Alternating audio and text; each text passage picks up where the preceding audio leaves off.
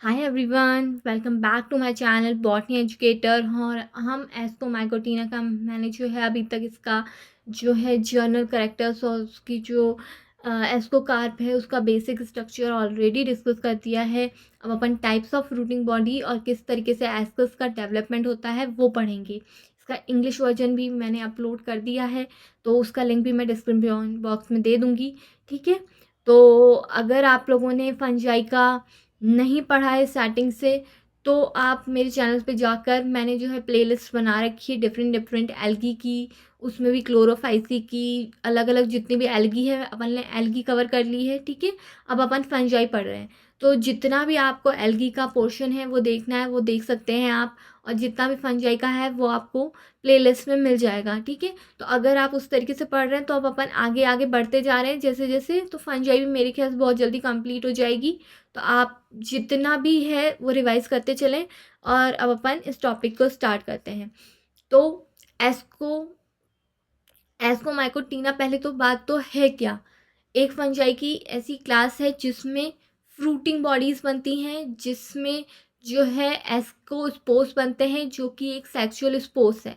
Right, सबसे main important point यही है कि इसके अंदर डिफरेंट एक करेक्टरिस्टिक फीचर है। अगर आपसे एक लाइन में पूछा जाए तो इसमें क्या बनता है, एस्कस बनेगा जिसके अंदर सेक्सुअल स्पोर्स बनेंगे, जिसको अपन एस्कोस्पोर्स कहते हैं। राइट, तो ये लाइन सबसे इंपॉर्टेंट है कि एस्कोमाइकोटीना का स्पेशलाइज करेक्टरिस्टिक फीचर क्या है। तो ये जो है specialized structure that developed from the ascogonium which is the reproductive organ in ascomycetes fungi. Right, तो इस तरीके से इसका इंपॉर्टेंट करेक्टरिस्टिक फीचर है। अब इसमें क्या होता है कि अगर अपन डायग्राम से देखें तो इसमें क्या होता है, ये सेक्सुअल रिप्रोडक्शन में होता क्या है। तो सबसे पहले साइटोप्लाज्म का फ्यूज़न होता है, उसके बाद न्यूक्लियाई का फ्यूज़न होता है। तो जहाँ साइटोप्लाज्म का फ्यूज़न होता है उसको कहते हैं प्लाज्मोगेमी, और जहाँ न्यूक्लियाई का फ्यूज़न होता है उसको कहते हैं हम कैरियोगेमी। राइट, अब इन दोनों स्टेजेस के बीच में एक लॉन्ग इंटरवल का गैप आता है, और उस लॉन्ग इंटरवल के गैप में एक स्ट्रक्चर बनता है जिसे हम कहते हैं डाइकैरियन स्टेज। यानी न्यूक्लियाई पास तो आएंगे मगर जिस स्टेज में है वहीं रहेंगे, फ्यूज़ नहीं होंगे। उस फ्यूज़न से पहले एक स्ट्रक्चर बनता है जिसे अपन कहते हैं एस्कोकार्प। अगर अपन थोड़ा और इसको एनलार्ज करके देखें तो इस तरीके से एस्कोकार्प बनता है। इस एस्कोकार्प के अंदर ही जो है न्यूक्लियाई का फ्यूज़न होगा। यहाँ पे आप देख सकते हैं न्यूक्लियाई का फ्यूज़न होगा, और न्यूक्लियाई के फ्यूज़न के बाद जो है डिप्लॉयड स्टेज आएगी, और फिर एस्कस मदर सेल बनेगी। इस एस्कस मदर सेल्स में जो है यहाँ पे जो है एस्कस मदर सेल बनी, और इस एस्कस मदर सेल में क्या होगा, न्यूक्लियर फ्यूज़ होंगे। न्यूक्लियर फ्यूज़न के बाद एक डिप्लॉयड स्टेज आएगी। इस डिप्लॉयड स्टेज में अब क्या होगा, मियोसिस होगा, क्योंकि हमको जो स्पोर्स बनाने हैं सेक्सुअल स्पोर्स वो हैप्लॉइड है। तो हैप्लॉइड के लिए अपन को क्या करना पड़ेगा, मियोसिस करना पड़ेगा। अब मियोसिस होगा, और मियोसिस के बाद क्या बनेंगे, 4 हैप्लॉइड डॉटर न्यूक्लियाई बनेंगे, और जिसमें माइटोसिस होके वो क्या बन जाएगा, इस एस्कस के अंदर, ये आप देख सकते हैं यहाँ पे एस्कस है, इस एस्कस के अंदर जो है, इसके अंदर यहाँ पे जो है एस्कोस्पोर्स बन रहे हैं। इसके अंदर ये जो बड़े बड़े स्ट्रक्चर्स हैं ये एस्कस है, और इसके अंदर क्या बन रहे हैं, हैप्लॉइड स्पोर्स बन रहे हैं।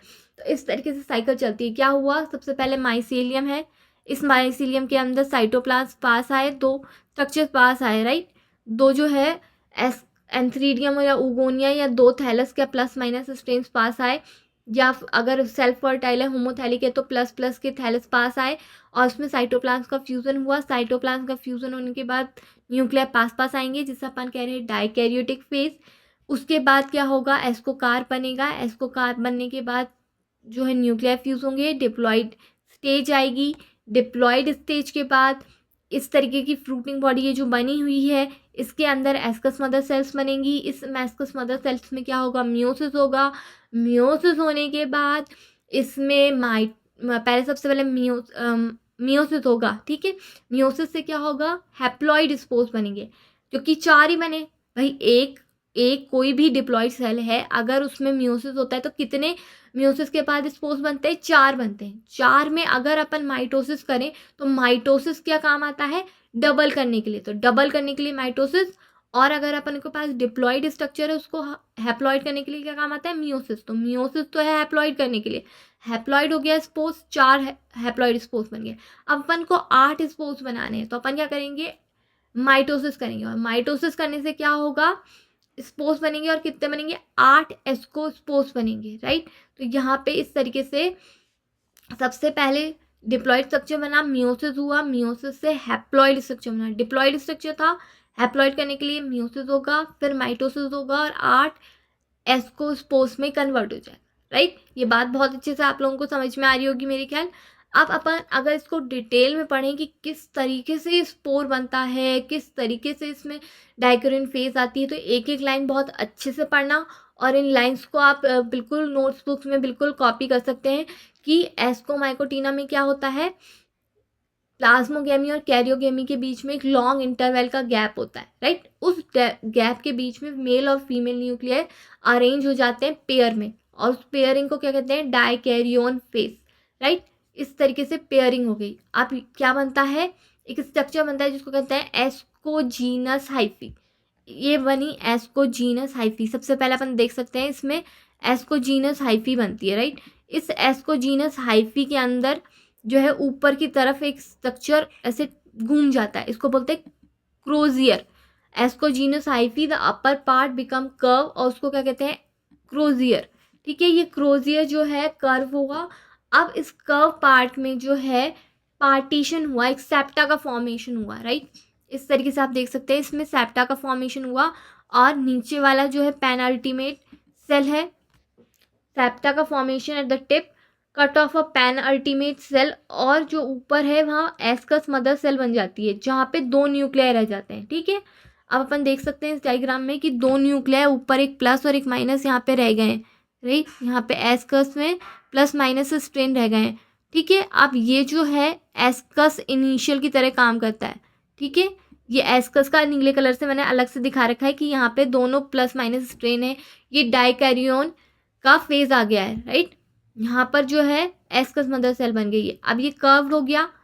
अब इसमें जो है 2 न्यूक्लियाई है, अब ये फ्यूज कर जाएंगे। फ्यूज कर जाएंगे तो क्या बनेगा, डिप्लॉइड स्ट्रक्चर बनेगा। अब इस डिप्लॉइड स्ट्रक्चर को अपन जाइगोट कह सकते हैं, और इसमें क्या होगा, मियोसिस होगा।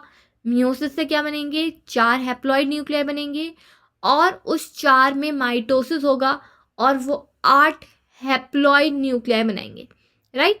तो अब अपन देख सकते हैं कि इसमें इस तरीके से 8 हैप्लॉइड न्यूक्लियाई बनेंगे, राइट। इस तरीके से 8 हैप्लॉइड न्यूक्लियाई बन जाएंगे, और 8 हैप्लॉइड न्यूक्लियाई के इस स्ट्रक्चर को ही अपन एस्कस कहते हैं। इस एस्कस के अंदर एस्कोस्पोर्स होते हैं, और ये बना किसके अंदर होता है, फ्रूटिंग बॉडी के अंदर। तो फ्रूटिंग बॉडी बहुत सारी होती हैं, तो फ्रूटिंग बॉडी किस तरीके से दिखती हैं, तो इस तरीके से फ्रूटिंग बॉडीज दिख रही होती हैं। अपन पहले देख लेते हैं किस तरीके से दिख रही होती है। जो डायग्राम में दिख रही है फ्रूटिंग बॉडीज हैं, तो ये डिफरेंट डिफरेंट मेंबर्स में डिफरेंट डिफरेंट होती हैं। तो जो यीस्ट होती है उनमें तो क्या होता है, बिल्कुल नेकेड फॉर्म में रहता है, बिल्कुल लास्ट टाइम पढ़ो, except the simpler ascomycotina like yeast asci naked, यानी कोई फ्रूटिंग बॉडी उसमें नहीं मिलेगी यीस्ट में, वो यूनिसेलुलर फॉर्म है, राइट। उसके अलावा जितने भी सेप्टेड फॉर्म्स हैं उसमें एक फ्रूटिंग बॉडी बनेगी, और वो फ्रूटिंग बॉडी इस तरीके से दिखती है। अब ये फ्रूटिंग बॉडी के अंदर स्पोर्स को एक कवर्ड स्ट्रक्चर चाहिए भाई, कि मेरे को स्पोर्स जो है उसके लिए प्रोटेक्शन चाहिए। प्रोटेक्शन के लिए एक एनवलप्ड जैसा स्ट्रक्चर बनता है, उसको अपन कहते हैं फ्रूटिंग बॉडी। ऐसा एक स्ट्रक्चर है जिसको स्पोर्स को प्रोटेक्शन देने के लिए एक स्ट्रक्चर बन रहा है, उसको अपन कह रहे हैं फ्रूटिंग बॉडी, ठीक है। इस फ्रूटिंग बॉडी के अंदर सेक्सुअल स्पोर्स बन रहे हैं, जिसको अपन क्या कह रहे हैं, एस्कोस्पोर्स। तो कुछ मेंबर्स में बिल्कुल कवर्ड क्लोज स्ट्रक्चर बनता है, जिसको अपन कहते हैं क्लिस्टोथीसियम। क्लिस्टो सी से क्लोज, कंप्लीटली एनक्लोज्ड, और क्लिस्टोथीसियम बिल्कुल कवर्ड है। सबसे पहला वाला डायग्राम अगर अपन देखें तो इस तरीके से दिख रहा है, और ये एस्परजिलस और पेनिसिलियम में देखने को मिलता है। फिर कुछ में क्या होता है कि ऊपर एक पोर प्रेजेंट होता है, और वो फ्लाश शेप्ड होता है, ठीक है। और पोर को क्या कहते हैं, ओस्टियोल, ठीक है। उसके वजह से इसको क्या कहते हैं, पेरीथीशियम, ठीक है। और ये किसमें देखने को मिलता है, क्लेविसेप्स में, राइट।